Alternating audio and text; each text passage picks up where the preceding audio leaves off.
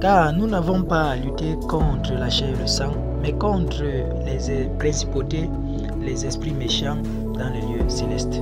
C'est une réalité spirituelle très importante et urgente que tous doivent connaître. Alors dans cette vidéo, parlant du combat des anges, le prédicateur nous amène dans plus de lumière et nous donne plus de compréhension là-dessus.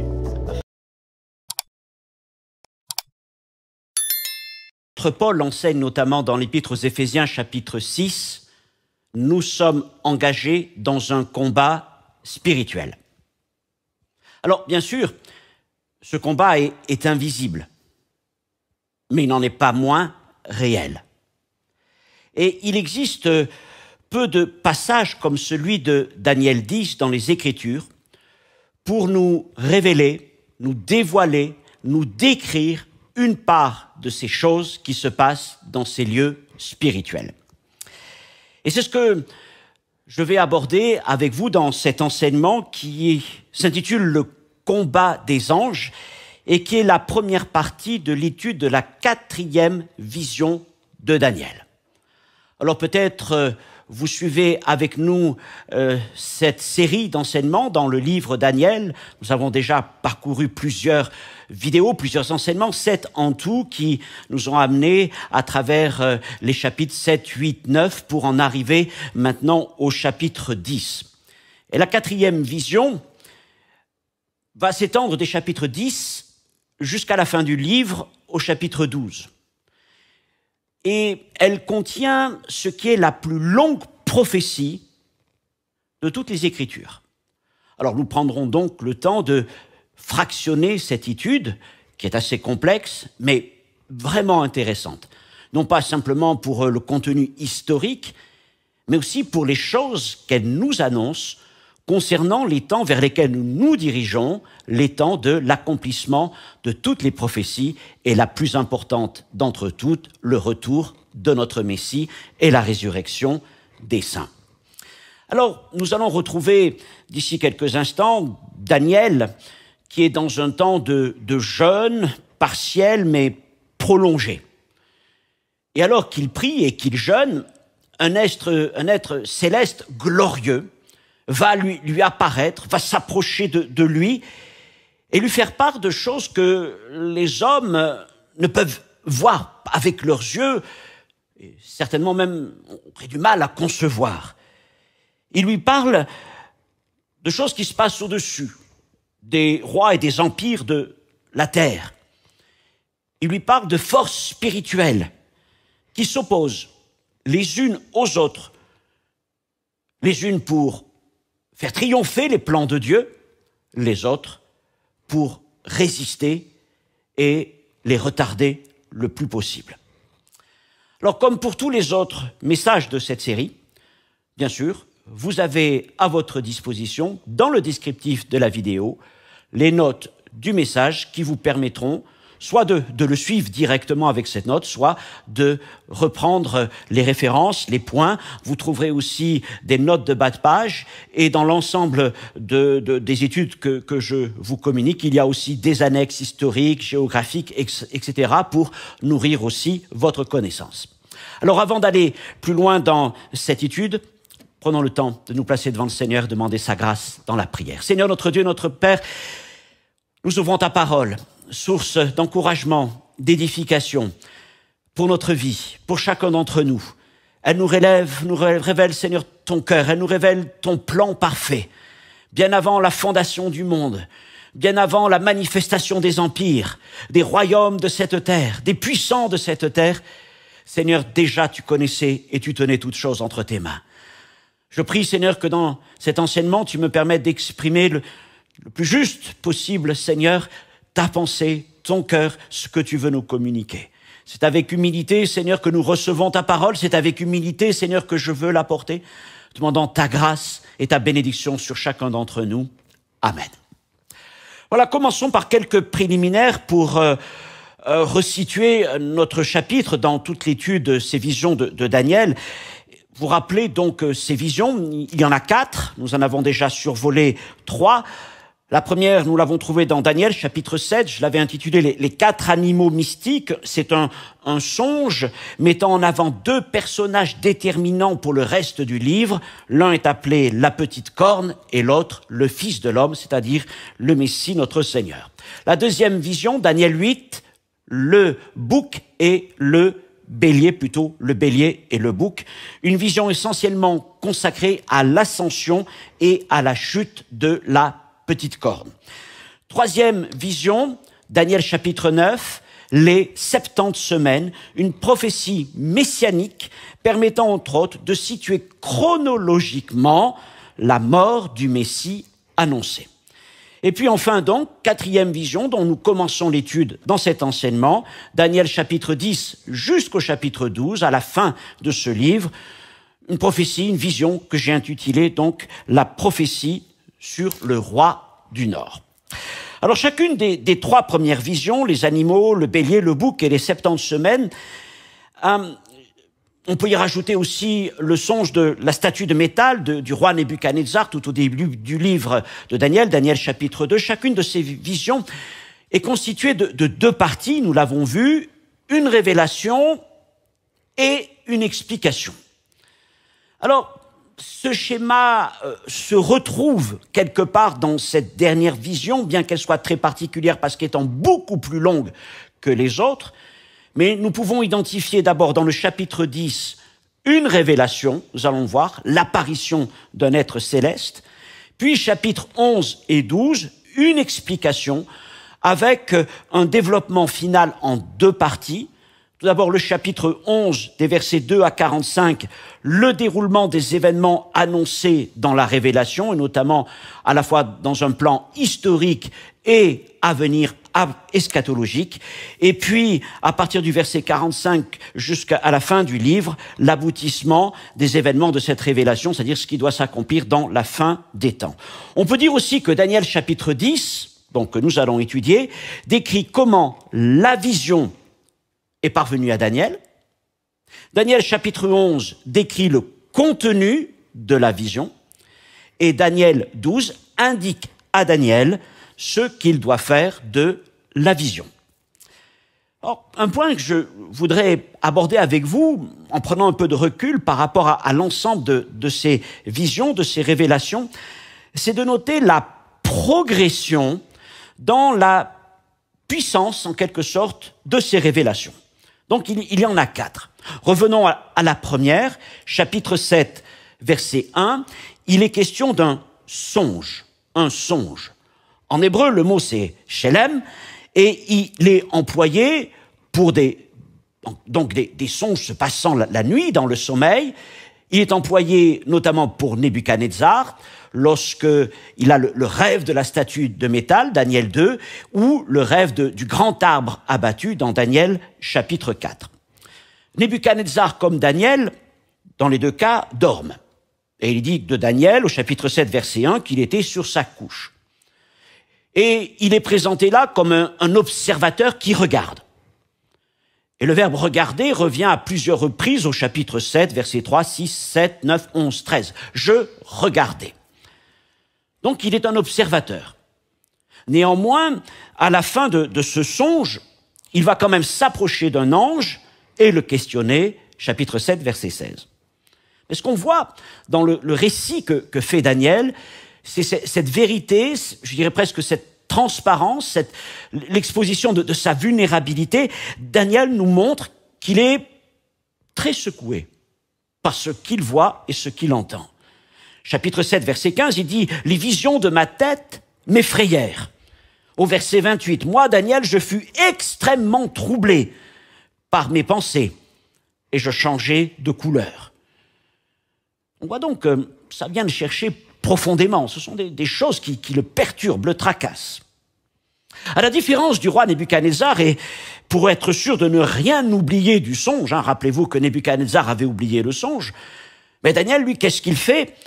7, verset 1, il écrivit le songe et raconta les principales choses. Lorsque des frères et des sœurs viennent me voir et me parlent des choses qu'ils reçoivent, alors que ce soit dans un songe, une vision, parce que nous croyons que Dieu continue de se révéler par son esprit à travers des manifestations spirituelles qui, bien sûr, doivent être validées par les Écritures parce qu'elles ne sauraient se substituer aux Écritures ou supplanter les Écritures, mais Dieu continue encore de parler par des songes et des visions. Et je leur conseille ceci. À la manière de Daniel, écris le songe. Le Seigneur a dit à Habacuc, le prophète, écris la vision. Écris le songe que le Seigneur te dit. Écris la vision qu'il te dit. Écris la prophétie qu'il te communique. Garde ces choses précieusement. Cela te permettra de revenir dessus, de prier dessus et de grandir aussi dans la foi et le temps venu de l'accomplissement, s'il est de ton temps, de rendre gloire au Seigneur pour ces choses. Voilà donc, premièrement, Daniel reçoit un songe, il dort, il est observateur essentiellement, mais il est aussi troublé. Au chapitre 8, on passe d'un songe à une vision. Et le mot est chazon. Et là, ce mot veut dire vision dans un état extatique, une extase. Et c'est ce qui semble être le cas de Daniel dans ce chapitre 8, ou éventuellement un songe de nuit. Et il est alors précisé, comme dans notamment Isaïe 29, 7, une vision nocturne. La différence entre le songe, Shelem, et la vision, Chazon, c'est que dans le premier, Daniel est observateur, tandis que dans Daniel chapitre 8, dans cette vision, il nous la communique, nous la rapporte comme si il avait été plongé au cœur des événements qu'il voit. Il devient presque un acteur de ce qui se passe. Il est en prise avec les choses qui se déroulent devant lui. Et si il avait déjà été éprouvé par les choses qu'il avait vues en tant qu'observateur dans son songe, maintenant qu'il est encore plus présent d'une certaine manière, bien sûr, puisqu'on parle sur un plan spirituel, mais il est beaucoup plus présent spirituellement, émotionnellement, intellectuellement dans cette vision, le choc est encore plus grand pour lui. Quelques phrases, et il y en a de plus en plus, à vrai dire. Verset 17, chapitre 8, verset 17, il dit « Je fus effrayé, je tombai sur ma face. » Verset 18, je restais frappé d'étourdissement. Verset 27, je fus plusieurs jours languissant et malade. Oh, les visions de Dieu peuvent avoir un grand impact sur les hommes. Quand le Seigneur nous révèle des choses qui dépassent tout notre entendement, eh bien, c'est comme un poids qui vient sur l'homme, et sur son âme, sur son cœur. Et c'est peut-être votre cas aussi. Et ces choses viennent nous fouiller, nous travailler. C'est vraiment quelque chose de très particulier, et on le voit avec Daniel. Donc, un songe, une vision, chapitre 7, chapitre 8, on arrive au chapitre 9. Alors, il n'est ni question de songe, ni de vision, mais maintenant d'une apparition, une apparition angélique. Chapitre 9, verset 22, « Gabriel s'approcha de moi. » Et il interagit avec Gabriel. Par exemple, il est dit de Gabriel, il m'instruisit, donc il m'instruit. Gabriel parle directement à Daniel, mais il dit aussi, il s'entretint avec moi. Donc il y a eu un échange entre Daniel et Gabriel. Et on voit donc qu'il y a cette implication de plus en plus grande de Daniel dans les choses spirituelles qui lui sont révélées. Il n'est plus un observateur, il n'est plus un acteur proche des événements qui sont là, mais là, il est au premier plan. Il a une discussion avec cet être magnifique, Gabriel. Le mot employé est marée. Il désigne un phénomène, une apparition. Un songe, une vision, une apparition. Alors, reconnaissant l'ange qu'il avait déjà vu, Daniel s'apaise. Il avait été troublé, encore une fois, mais il s'apaise. Et il retrouve ses facultés. Il en a besoin. Parce qu'il doit être attentif à la parole et il doit la comprendre. Donc Daniel doit se ressaisir. Le Seigneur veut lui parler, veut l'amener à comprendre des choses qui sont en train de se produire devant lui. Nous arrivons à Daniel chapitre 10, chapitre que nous allons étudier dans cet enseignement. Alors il est encore question d'une apparition, mais celle-ci est d'une splendeur extraordinaire. Alors que Daniel est à ses activités avec des hommes qui l'accompagnent près du fleuve Tigre, lit desquels, voilà qu'un être céleste brillant de gloire se révèle à lui. Alors pour certains, et nous y reviendrons dans quelques instants, il s'agit peut-être d'une Christophanie. Christophanie veut dire une apparition du Fils de Dieu, du Christ, avant son incarnation parmi les hommes. Daniel, je vous le rappelle, vivait environ 530 ans avant la naissance de notre Seigneur Jésus-Christ. Alors, dans un verset rappelant la vision de Saul sur le chemin de Damas, Daniel est le seul à voir l'ange lui apparaître, si c'est un ange, tandis que ses compagnons sont effrayés et ils s'enfuient. Nous allons le lire dans quelques instants. Mais lui aussi, comme dans les révélations précédentes, il est terrassé, d'autant plus que la puissance et l'éclat de cette apparition sont extraordinaires. Alors il dit au verset 8, chapitre 10, verset 8, « Les forces me manquèrent, mon visage changea de couleur et fut décomposé, je perdis toute vigueur. » Il s'effondrait en quelque sorte. C'est ce qu'il confirme au verset 9 en disant « Je tombais frappé d'étourdissement, la face contre terre. » Quelques versets plus loin, au 17, il dit encore « Les forces me manquent et je n'ai plus de souffle. » Il est dans un état de choc. Pour qu'il puisse entendre et comprendre ce que le Seigneur veut lui communiquer à travers cette révélation, plusieurs fois, il est fortifié par un être glorieux.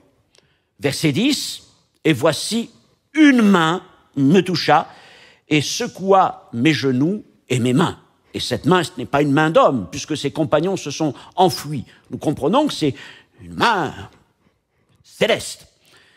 Et au verset 18, il dit encore, « Alors celui qui avait l'apparence d'un homme me toucha de nouveau et me fortifia. » Et ces choses nous rappellent un petit peu, bien sûr on n'est pas du tout au même niveau, bien comment Jésus lui-même, dans le jardin du Gethsémanée, au temps de son agonie, a été fortifié par le Seigneur, par des anges qui étaient là pour traverser ce moment, alors que de ses tempes perlaient des grumeaux de sang liés à ce choc terrible qu'il était en train de vivre dans ce jardin. Ce n'est pas aussi sans rappeler la réaction de Jean, de l'apôtre Jean, sur l'île de Patmos, lorsqu'il reçoit, au jour du Seigneur, cette révélation de ce personnage glorieux dont il entend tout d'abord la voix dans son dos, mais qu'il découvre lorsqu'il se retourne vers cette voix. Et au chapitre 1er, verset 17, il dit ceci, alors il donne toute la description du personnage qui est là, qui est une apparition de Jésus-Christ dans sa divinité. Et il dit, quand je le vis, je tombai à ses pieds comme mort. Il posa sur moi sa main droite en disant, ne crains point. On voit donc que les gens, ces hommes, mais qui n'étaient pas des débutants dans la relation avec Dieu, hein, Daniel ou Jean, dans ces deux passages qui les concernent, ce sont des hommes âgés. J'en ai déjà parlé plusieurs fois pour Daniel, et c'est le cas aussi pour Jean, exilé sur l'île de Patmos.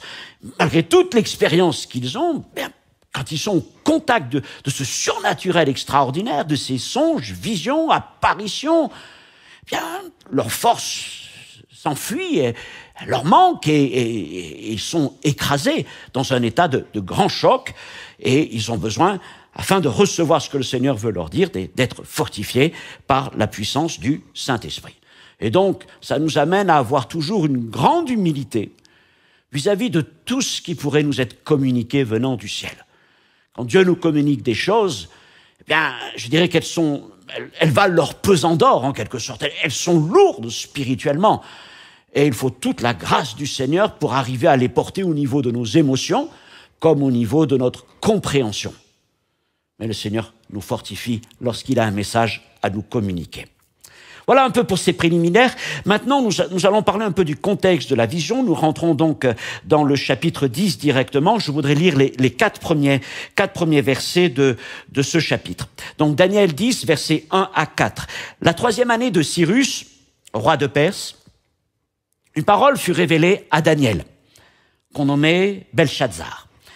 Et cette parole, qui est véritable, annonce une grande calamité. Et il fut attentif à cette parole et il eut l'intelligence de la vision. En ce temps-là, moi, Daniel, je fus 3 semaines dans le deuil. Et je ne mangeai aucun mets délicat, et il n'entra ni viande, ni vin dans ma bouche, et je ne moignis point jusqu'à ce que les 3 semaines fussent accomplies. Et le 24e jour du 1er mois, j'étais au bord du grand fleuve, qui est Hiddekel, le Tigre. La date de cette 4e vision, comme celle qui avait précédé, nous est précisée. Nous sommes la 3e année du règne de Cyrus, roi de Perse. Historiquement, nous pouvons situer cette année, nous allons en 536-535 avant Jésus-Christ.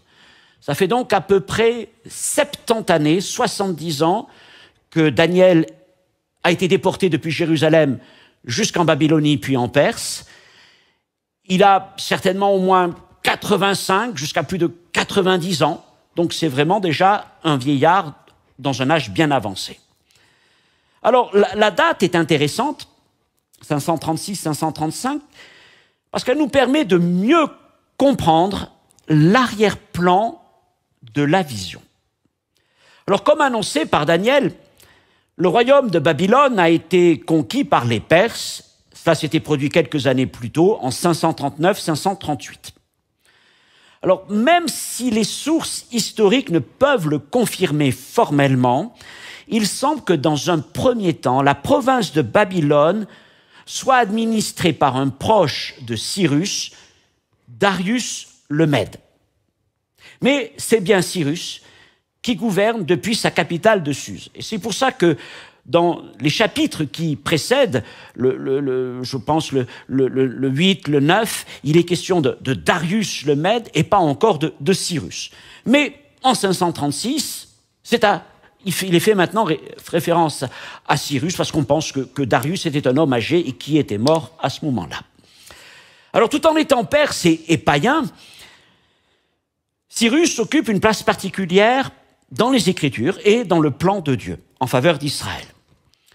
Puisque 1 siècle avant sa naissance et sa venue en tant que conquérant, il est déjà appelé par son nom par le prophète Ésaïe.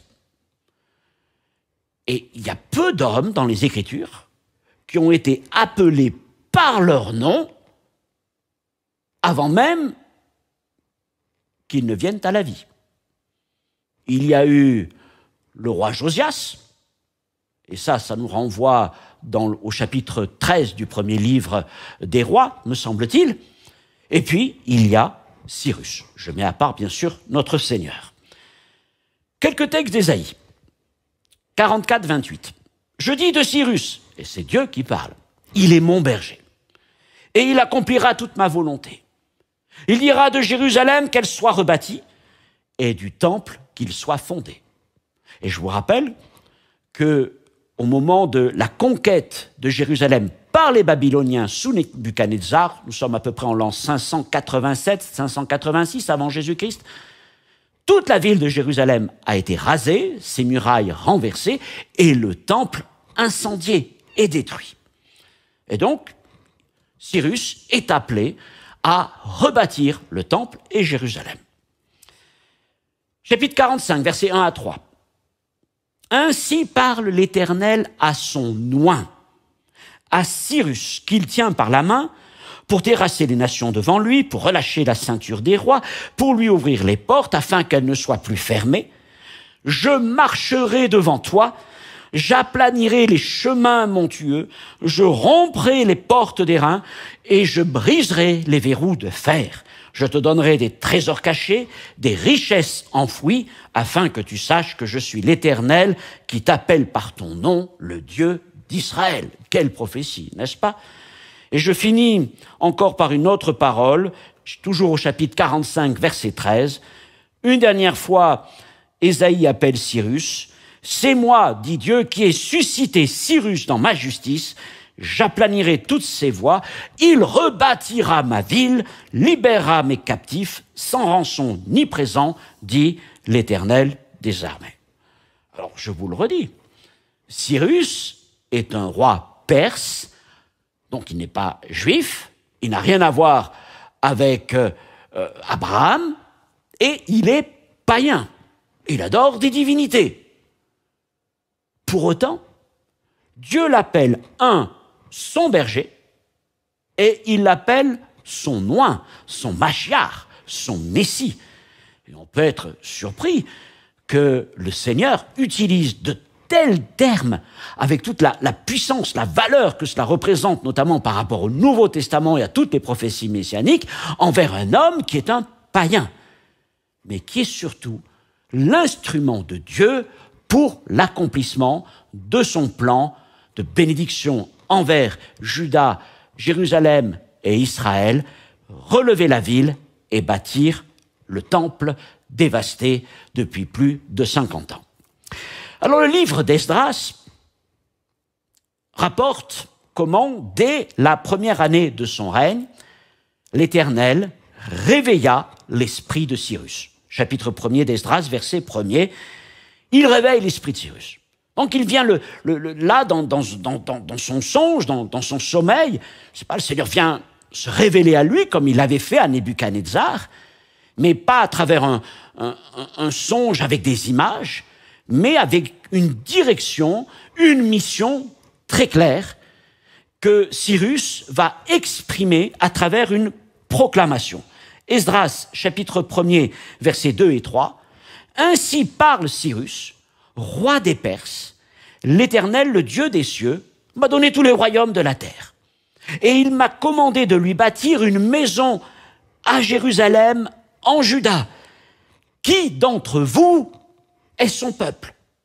Que son Dieu soit avec lui, qu'il monte à Jérusalem, en Juda, et bâtisse la maison de l'Éternel, le Dieu d'Israël, c'est le Dieu qui est à Jérusalem. » Donc le livre d'Esdras commence par cette proclamation et se poursuit par la description de la manière dont les Juifs ont répondu à la proclamation de Cyrus et la manière dont ils vont entreprendre la reconstruction du temple qui va prendre beaucoup plus de temps que prévu en raison de divisions internes, d'opposition et d'un arrêt des travaux suite à des manigances.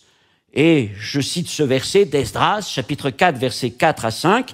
« Alors les gens du pays découragèrent le peuple de Juda, ils l'intimidèrent pour l'empêcher de bâtir, et ils gagnèrent à prix d'argent des conseillers pour faire échouer son entreprise. Il en fut ainsi pendant toute la vie de Cyrus, roi de Perse, et jusqu'au règne de Darius, roi de Perse. » Donc tout avait bien commencé, s'était mis en branle, en marche, et puis malheureusement, les choses ne sont pas bien passées, puisque le chantier s'est arrêté peu de temps après avoir été débuté. Dans Daniel 10, chapitre 1er, je viens à mon texte, après avoir donc situé dans le temps, dans l'histoire, ce verset. Daniel 10, chapitre 1er, est en quelque sorte un verset chapeau, un prologue servant d'introduction à toute la vision. Je dis cela parce que il est différent du reste des versets qui vont venir, notamment du chapitre 10, dans le sens où il est écrit à la troisième personne du singulier, donc il décrit certains événements, tandis que le reste du chapitre, à partir du verset 2, vous pouvez le voir, est écrit à la première personne du singulier. C'est un récit personnel. Donc d'un côté, un verset d'introduction écrit à la troisième personne du singulier, et puis ensuite un récit écrit à la première personne du singulier, c'est Daniel qui écrit. Par 3 fois dans ce verset premier, il est question d'une parole révélée à Daniel sous forme d'une vision. Alors on peut penser que cette parole dont il est question ici est le long discours que va lui transmettre le personnage céleste dans les chapitres 10 à 12. Et cette parole évoque une grande calamité, des catastrophes, des guerres, ce qui est bien le contenu du message qui lui est transmis. Alors le récit de cette parole commence à partir du verset 2, par l'expression « en ce temps-là ». Un peu, excusez-moi la comparaison, mais simplement pour faire un parallèle, un peu comme on écrivait « il était une fois », mais bien sûr, ça, ce sont des contes. Tandis qu'ici, voilà, en ce temps-là, à ce moment-là. C'est-à-dire la 3e année de Cyrus. Et on retrouve Daniel dans un état, il nous est dit, de deuil, dans un état d'abattement. Avant même de recevoir cette parole de grande calamité, vous savez, rappelez qu'à chaque fois qu'il a un songe, une vision, une apparition, Daniel est dans un état de choc. Mais là, il est dans un état d'abattement avant même d'avoir été visité par le Seigneur. Et ce qu'il porte dans son cœur est très lourd, puisque ça ne dure pas simplement qu'un instant. Le texte dit que pendant 3 semaines, il est dans le deuil. Alors, beaucoup de commentateurs pensent qu'il faut trouver l'origine de cet abattement dans des nouvelles qu'il aurait reçues de la situation de Jérusalem. Alors, sans pouvoir dire exactement où en est le processus de reconstruction du temple en ce temps-là, au moment où Daniel est dans ce temps de jeûne, mais on est conscient que Daniel, forcément très bien informé par la position qu'il occupe auprès du roi, on comprend qu'il aurait peut-être mis au courant que les choses ne se passent pas au mieux à Jérusalem. Et c'est ce qui l'amène dans ce grand abattement. Lui qui s'attendait, suite à la proclamation de Cyrus, à ce que le temple soit rebâti, à ce que la ville reprenne son essor, il est abattu parce que les nouvelles ne sont pas bonnes. Alors, dans le livre d'Esdras, nous trouvons au moins 3 choses négatives. Premièrement, Esdras nous dit que peu de Juifs ont retourné à Jérusalem. Lorsqu'il se compte, Esdras chapitre 2, il n'arrive qu'à même pas 50 000 hommes. Ah, 50 000. Oui, mais au niveau de la taille de tout un peuple, ce n'est pas énorme. Ce n'est pas énorme quand on compare aussi ce nombre avec celui des hommes de guerre qui ont quitté l'Égypte au moment de l'Exode sous Moïse. Ils étaient alors 600 000 hommes de guerre.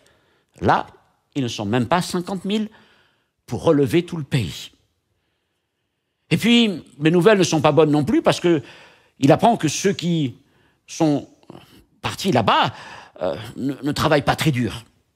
2 ans après leur arrivée, il semble que les travaux en soient à peine au niveau des fondations. Donc, ça ne va pas vite. Et puis, il est au courant de divisions internes et d'oppositions qui sont en train de perturber ces travaux au risque même de leur arrêt. Difficile de savoir à quel moment Daniel se situe dans toute l'histoire que Esdras nous rapporte. Alors, ce sont peut-être toutes ces nouvelles s'accumulant les unes après les autres qui poussent Daniel dans l'abattement. Daniel est dans le deuil, mais pas dans la résignation. Il ne se résigne pas, car loin de se décourager, il entreprend un temps de jeûne. Lui, cet homme qui a plus de 85 ans, il prend le temps de se tourner vers Dieu. Verset 3, « Je ne mangeai aucun mets délicat, il n'entra ni viande ni vin dans ma bouche, et je ne moignis point jusqu'à ce que les 3 semaines fussent accomplies. » Donc voilà un jeûne partiel qui va durer 3 semaines, jusqu'au 24 du 1er mois, nous dit le verset 4. Donc on comprend que ce jeûne débute avec la nouvelle année, tout au début du 1er mois. Or, dans toutes les cultures, et celle-là aussi, le premier mois et les premiers jours du premier mois, les premières semaines du premier mois, ce sont d'habitude des temps de réjouissance. On fête la nouvelle année. Mais Daniel n'a pas le cœur à se réjouir. Il veut plutôt plaider devant Dieu la cause de Juda, de Jérusalem et du Temple dès le commencement de cette nouvelle année. Lisons maintenant des versets 5 jusqu'au verset 12. Je levai les yeux et je regardai, voici, il y avait un homme vêtu de lin et ayant sur les reins une ceinture d'or d'Ouphaz. Son corps était comme de chrysolite, son visage brillait comme l'éclair, ses yeux étaient comme des flammes de feu, ses bras et ses pieds ressemblaient à de l'airain poli, et le son de sa voix était comme le bruit d'une multitude. Et moi, Daniel, je vis seul la vision, et les hommes qui étaient avec moi ne la virent point, mais ils furent saisis d'une grande frayeur, et ils prirent la fuite pour se cacher. Et je restai seul. Et je vis cette grande vision, et les forces me manquèrent. Mon visage changea de couleur et fut décomposé, je perdis toute vigueur. J'entendis le son de ces paroles, et comme j'entendais le son de ces paroles, je tombai frappé d'étourdissement la face contre terre. Et voici une main me toucha et secoua mes genoux et mes mains. Puis il me dit, Daniel, homme bien-aimé, sois attentif aux paroles que je vais te dire, et tiens-toi debout à la place où tu es, car je suis maintenant envoyé vers toi. Lorsqu'il m'eut ainsi parlé, je me tins debout en tremblant. Et il me dit, Daniel, ne crains rien, car dès le premier jour où tu as eu à cœur de comprendre et de t'humilier devant ton Dieu, tes paroles ont été entendues. Et c'est à cause de tes paroles que je viens. Avant de rentrer dans le détail de ces versets, je voudrais faire un parallèle, donc prendre un peu de recul et faire un parallèle, 3 parallèles, entre le chapitre 9 et le chapitre 10. Dans le chapitre 9, après avoir lu dans les textes du prophète Jérémie les promesses de Dieu concernant la restauration du peuple de Juda dans son pays, Daniel s'était déjà lancé dans un temps de prière et de jeûne. Daniel chapitre 9, verset 3. Et dans ce chapitre 9, l'accent est mis sur la prière de Daniel, qui nous est rapportée sur de nombreux versets. Et maintenant, dans le chapitre 10, on voit Daniel à nouveau en train de prier et de jeûner. Ce coup-ci, l'accent est mis sur le jeûne. Daniel 9 sur la prière, Daniel 10 sur le jeûne. Ce que nous comprenons, c'est que les deux vont de pair pour Daniel, la prière et le jeûne. Alors, c'est vrai que son jeûne n'est pas complet. Il est dit qu'il n'a pas mangé de mets délicats, c'est-à-dire des plats sophistiqués, élaborés, mais certainement des crudités, des produits simples pendant ce temps. Mais ça a duré quand même 3 semaines. Mais il persévère jusqu'à l'obtention d'une réponse de la part de Dieu. Alors, deuxième parallèle. Dans les 2 cas, chapitre 9 et chapitre 10, au bout de ce temps de prière et de jeûne, un être céleste, lui, apparaît. Daniel 9, 21, je parlais encore dans ma prière quand l'homme Gabriel, que j'avais vu précédemment dans une vision, s'approcha de moi d'un vol rapide au moment de l'offrande du soir. Gabriel lui apparaît. Chapitre 10, versets 5 et 6, je viens de le lire, je levai les yeux, je regardais, voici, il y avait un homme vêtu de fin lin. Donc un être céleste lui apparaît. Deuxième parallèle. Troisième parallèle. Pardon, toujours en deuxième parallèle, excusez-moi. Après être apparu, cet être céleste interpelle Daniel de la même manière. Chapitre 9, versets 22-23. Il m'instruisit et s'entretint avec moi. Et il me dit, Daniel, je suis venu maintenant pour ouvrir ton intelligence. Lorsque tu as commencé à prier, la parole est sortie. Je viens pour te l'annoncer, car tu es un bien-aimé. Sois attentif à la parole et comprends la vision. Si vous comparez avec les versets que nous venons de lire, versets 11 et 12, vous voyez que c'est à peu près les mêmes paroles qui sont données dans les deux apparitions. Donc, premièrement, un parallèle prière-jeûne. Deuxième parallèle, un être glorieux apparaît à Daniel. Et puis, troisième parallèle, un exposé de la prophétie.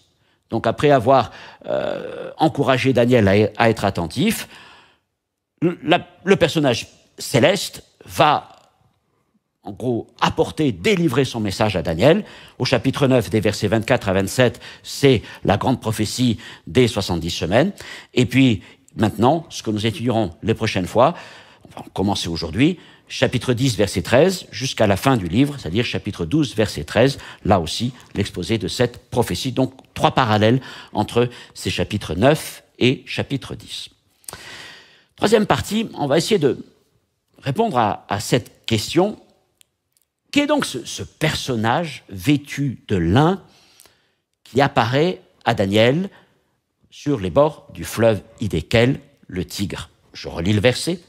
« Je levai les yeux et je regardai, voici, il y avait un homme vêtu de fin lin et ayant sur les reins une ceinture d'or d'Ouphaz. » Verset 6, « Son corps était comme de chrysolite, son visage brillait comme l'éclair, ses yeux étaient comme des flammes de feu, ses bras, ses pieds ressemblaient à de l'airain poli, le son de sa voix était comme le bruit d'une multitude. » Voilà donc cet être céleste, glorieux, magnifique, qui apparaît soudainement à Daniel. Les compagnons de Daniel s'enfuient. Je vous l'ai dit, ça nous rappelle un peu ce qui s'est passé sur le chemin de Damas avec Saul de Tarse. Et puis, cet homme va lui délivrer un message de la part du Seigneur. Mais qui est cet homme?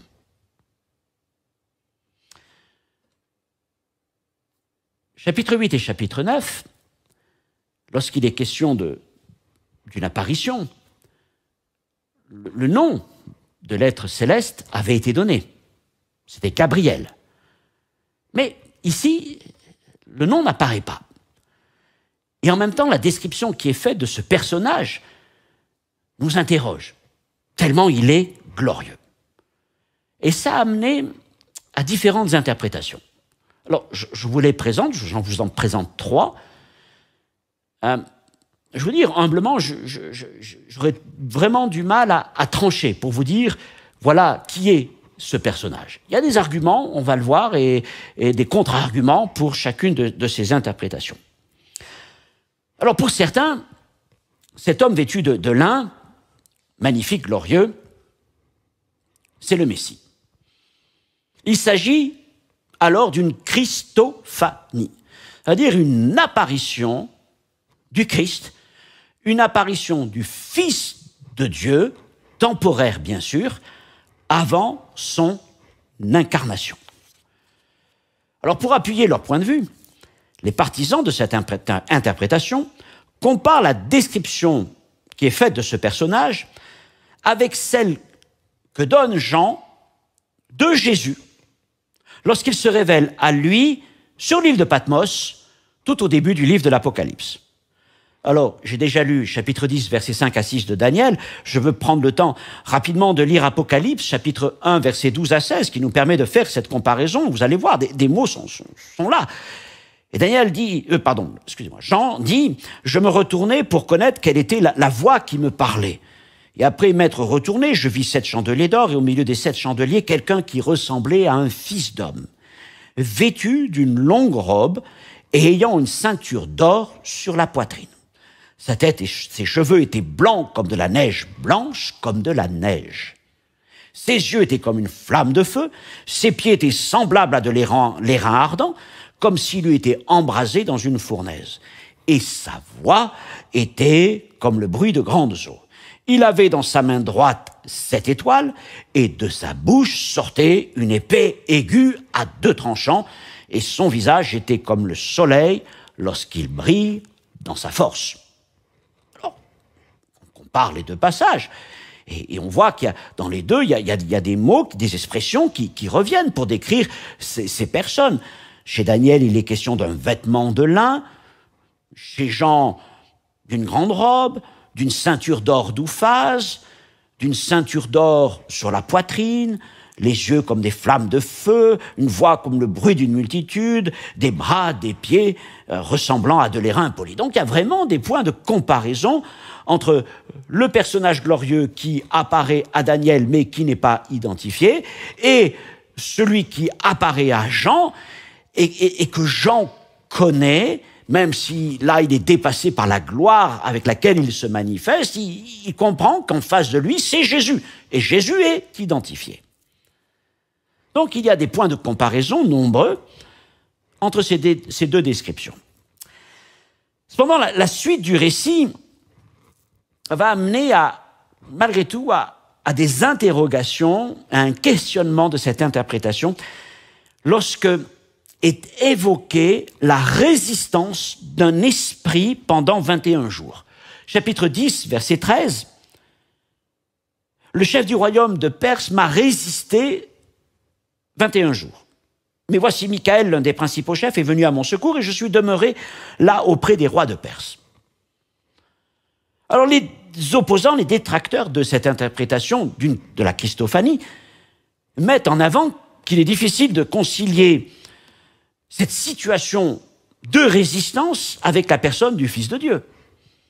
Même dans son état d'humiliation, lorsqu'il était sur terre sous forme humaine, aucun démon n'a jamais résisté à Jésus. Donc, selon les opposants à la Christophanie, il est dès lors préférable de voir ici la description d'un ange puissant. Ce ne peut pas être Michaël, puisqu'il apparaît dans le cours du récit à un autre moment. Gabriel est alors proposé. Il est déjà intervenu au moins 2 fois. Cependant, il apparaît dans une telle gloire à Daniel qu'il ne le reconnaît pas. Alors, dans le passage précédent, il avait reconnu Gabriel, ce coup-ci, il ne le reconnaît pas. De plus, lors de ces 2 précédentes apparitions, son nom, Gabriel, avait été précisé, ce qui n'est pas le cas ici. Donc, on ne peut pas vraiment formellement trancher et dire que c'est Gabriel. Puisque là où Gabriel apparaît, on dit que c'est Gabriel, et quand Michaël apparaît, le texte dit c'est Michaël. Et là, c'est le seul endroit où le nom du personnage céleste n'est pas donné. Juste une extrapolation, j'en arriverais presque à penser, vous savez, à ce passage avec Jacob, et comme c'est arrivé dans d'autres moments où l'ange de l'Éternel s'est révélé à des hommes, quel est ton nom? Et le nom de l'ange de l'Éternel est magnifique, il est glorieux. Et ça explique pourquoi il ne serait pas donné ici. Alors, Gabriel ou pas Gabriel? Gabriel ou une Christophanie? Il va facile de trancher donc. Certains ont alors proposé que Daniel serait en fait en présence de 3 personnages célestes. Michaël, l'ange qui instruit Daniel et auquel le chef du royaume de Perse aurait résisté, qui pourrait être Gabriel, et puis, celui qui est appelé dans l'Ancien Testament l'ange de l'Éternel, mais qui n'est pas appelé ainsi dans ce texte, celui qui est le Messie, le Fils de Dieu, qui lui apparaît en premier, cet homme vêtu de lin, mais qui resterait silencieux, tout en intervenant par 2 fois pour fortifier Daniel, verset 16 et verset 18. Dans tous les cas, l'homme vêtu de lin possède une grande autorité, une grande gloire et une grande puissance. Certainement en relation avec la mission et le message qu'il doit transmettre à Daniel. Et Daniel est invité à se rendre attentif aux paroles qu'il va entendre en se tenant debout, autrement dit en reprenant le dessus sur ses frayeurs, son émoi, son effroi même, en reprenant ses esprits.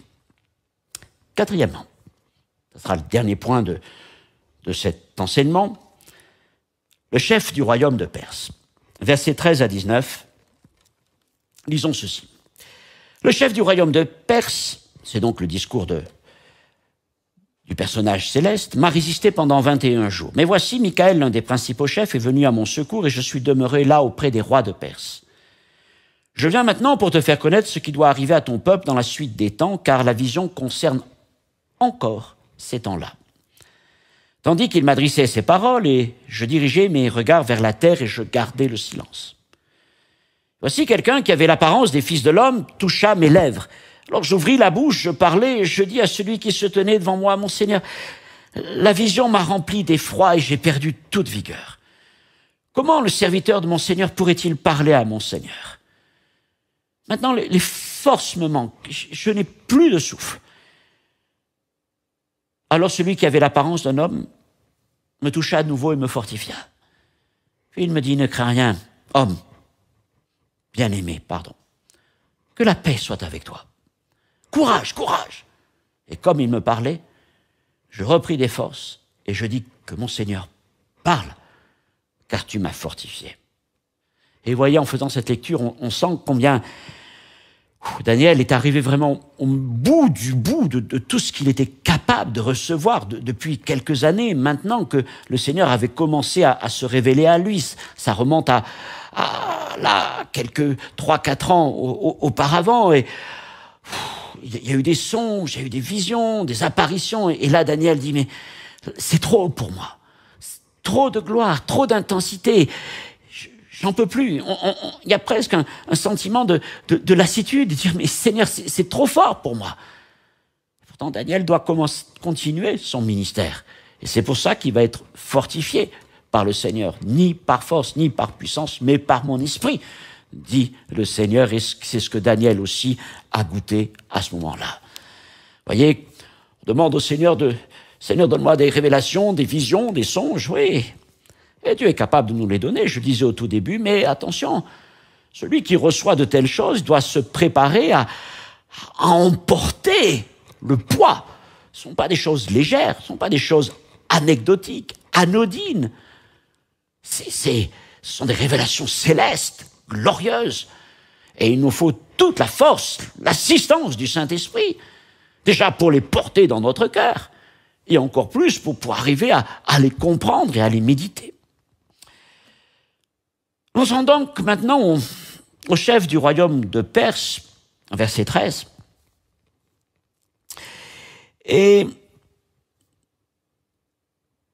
ce chef a donc résisté à l'envoyé du Seigneur pendant 21 jours, jusqu'à ce que l'envoyé de Dieu soit secouru par Michael, donc un autre personnage céleste, qui est l'un des principaux chefs dans le ciel. S'opposant ainsi au messager angélique envoyé vers Daniel, ce chef du royaume de Perse, nous le comprenons, n'est pas seulement un homme. Jacob a bien lutté toute la nuit jusqu'à ce que l'ange lui démette la hanche, mais c'est aussi parce que l'ange avait laissé Jacob combattre. En un instant, il aurait pu le terrasser. Mais là, on comprend que ce n'est pas simplement un homme, ce chef. Pour résister pendant 21 jours, c'est un être spirituel. Et le mot chef évoque une autorité. Et il renvoie à l'enseignement de Paul, que je mentionnais tout au début de cette vidéo, selon lequel les armées angéliques sont organisées, autant pour les anges fidèles que pour les déchus, et possèdent une hiérarchie. Éphésiens chapitre 6, verset 12. « Car nous n'avons pas à lutter contre la chair et le sang, mais contre les dominations, contre les autorités, contre les princes de ce monde des ténèbres, contre les esprits méchants dans les lieux célestes. » Voilà tout un ensemble d'autorités et de puissances de chefs. Colossiens 1, 16. Car en lui, en Christ, ont été créées toutes choses qui sont dans les cieux et sur la terre, les visibles et les invisibles, et aussi les trônes, les dignités, les dominations et les autorités. Ce chef du royaume de Perse serait donc un esprit de haut rang, s'opposant à l'homme vêtu de lin,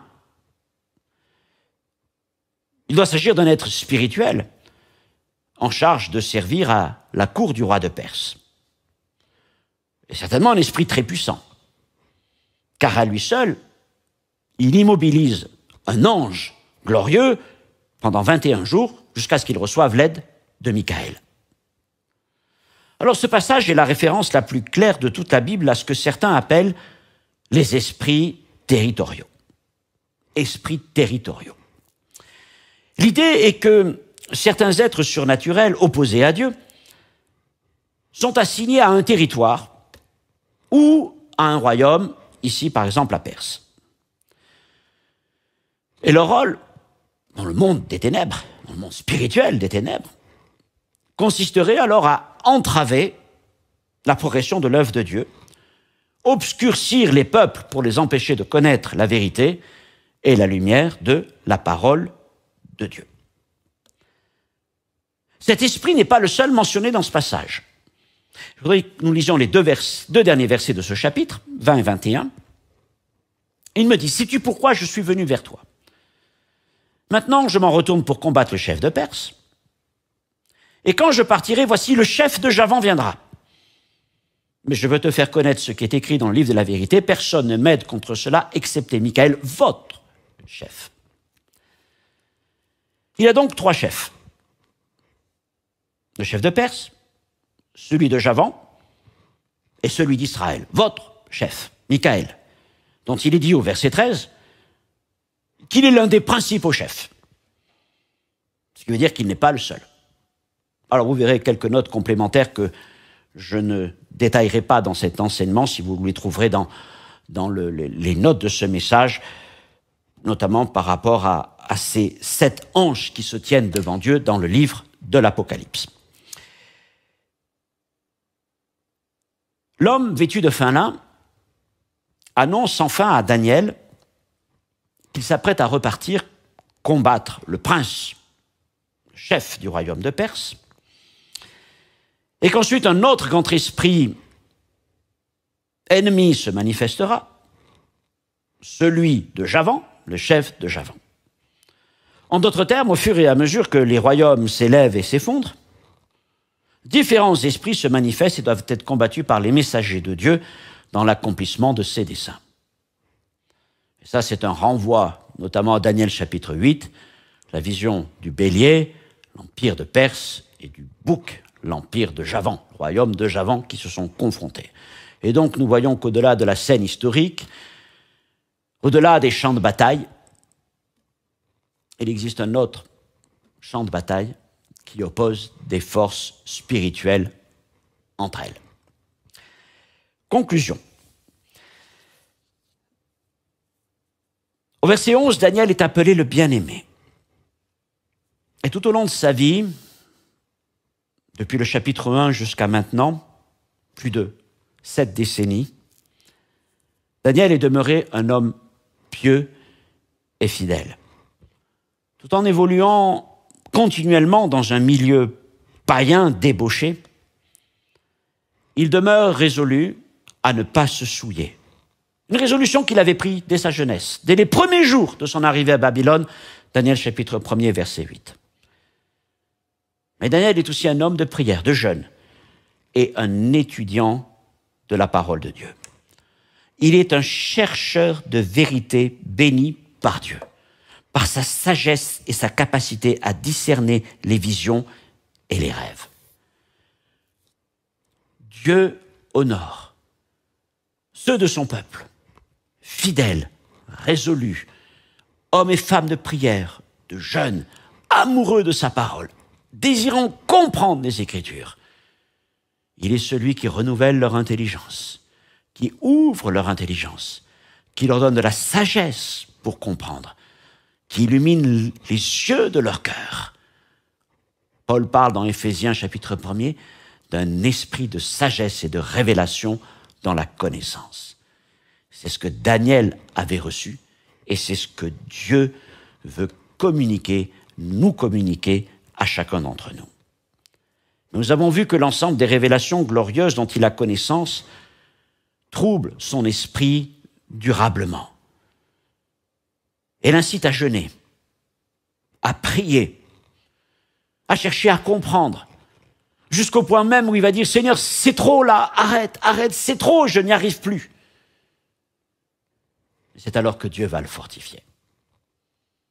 Dans ce chapitre, nous avons trouvé Daniel qui, en dépit de son âge, entreprend un jeûne de longue durée, 3 semaines, jusqu'à ce qu'un ange lui soit envoyé.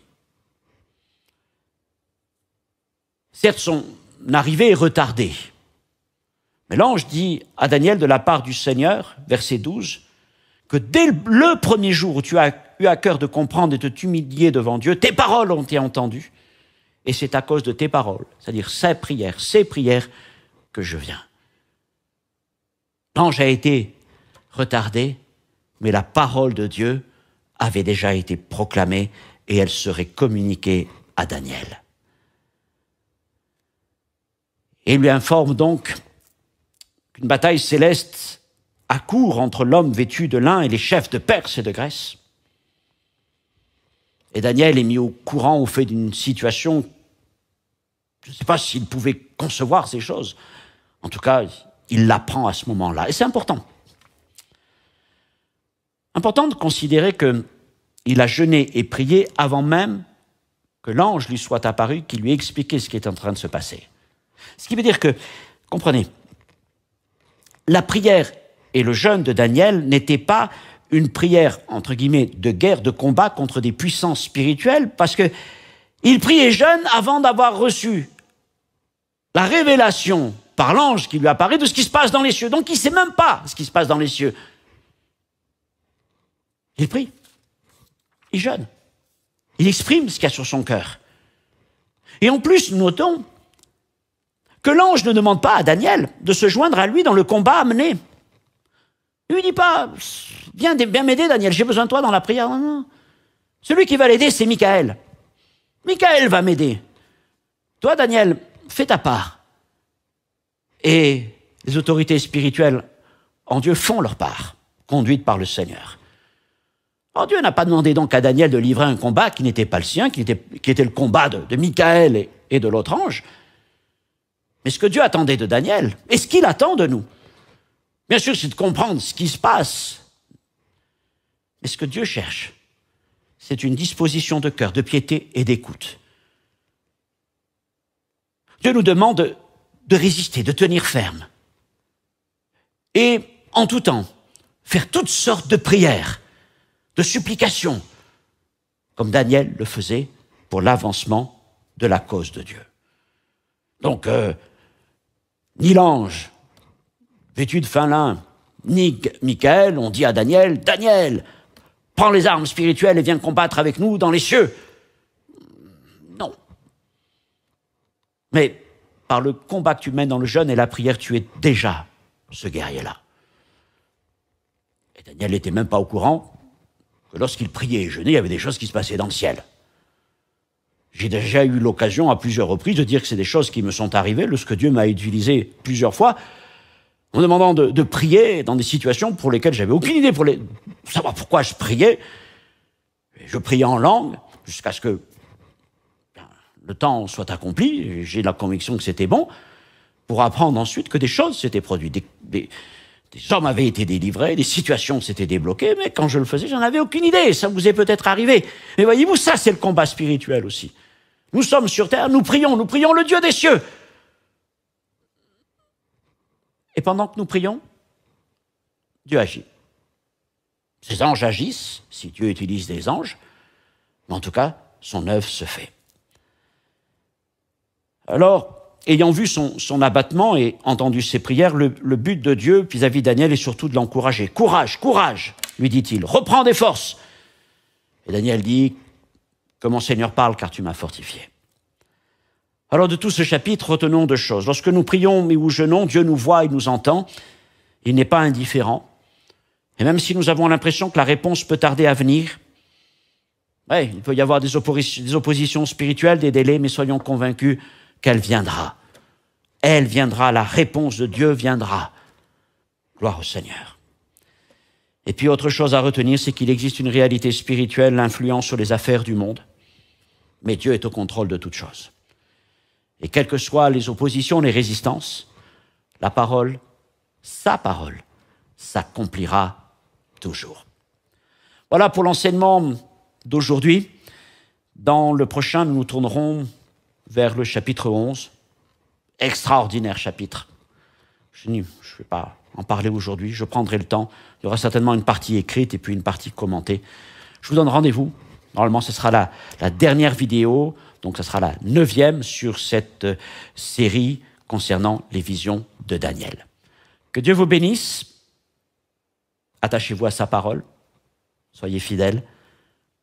Soyez encouragés. Persévérez dans la prière.